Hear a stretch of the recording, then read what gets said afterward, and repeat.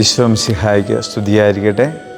പ്രിയമുള്ളവരെ, നമ്മൾ ഈ ദിവസങ്ങളിൽ പരിശുദ്ധ അമ്മയുടെ പിറവി തിരുനാളിന് ഒരുങ്ങുകയാണല്ലോ.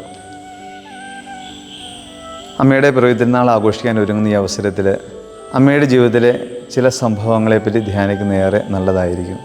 പ്രത്യേകം നമ്മുടെ പരിശുദ്ധ അമ്മയെപ്പറ്റി ചിന്തിക്കുമ്പോൾ നമ്മുടെ മനസ്സിലേക്ക് ആദ്യം വരിക പരിശുദ്ധ അമ്മയുടെ എളിമ തന്നെയാണ്. മംഗളവാർത്ത ശ്രവിക്കുന്ന സമയത്ത് പരിശുദ്ധ അമ്മ പറയുന്ന മറുപടി, ഇതാ കർത്താവിൻ്റെ ദാസി, നിൻ്റെ ഇഷ്ടം എന്നിൽ നിറവേറട്ടെ എന്ന്. ദൈവത്തിൻ്റെ അമ്മയാകുവാനായിട്ട് വിളി ലഭിച്ചപ്പോൾ സ്വയം ചെറുതായിട്ട് മാറുന്ന പരിശുദ്ധ അമ്മ ആദ്യം ചെയ്യുന്ന പ്രവൃത്തിയാകട്ടെ തൻ്റെ ഇളയമ്മയായ എലിസബത്തിനെ സഹായിക്കുവാനായിട്ട് പോകുന്ന അമ്മയെ നമ്മൾ കാണുക. അതേ പ്രിയമുള്ളവരെ, മത്തായി സുവിശേഷം 20-ാം അധ്യായം 27-ാം വാക്യത്തിൽ നമ്മൾ കാണുന്നുണ്ട്, നിങ്ങളിൽ വലിയവനാകാൻ ആഗ്രഹിക്കുന്നവൻ നിങ്ങളുടെ ശുശ്രൂഷകനും നിങ്ങളിൽ ഒന്നാമനാകാൻ ആഗ്രഹിക്കുന്നവൻ നിങ്ങളുടെ ദാസനുമായിരിക്കണമെന്ന്.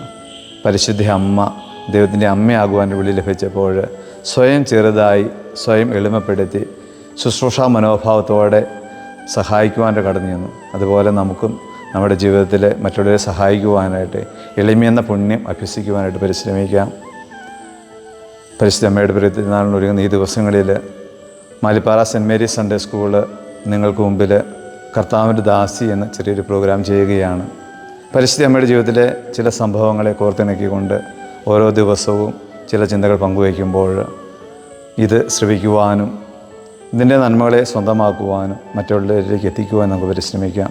അങ്ങനെ പരിശുദ്ധ അമ്മയുടെ പിറവി തിരുനാളിൽ നമുക്ക് ആത്മീയമായിട്ട് ഒരുങ്ങാം.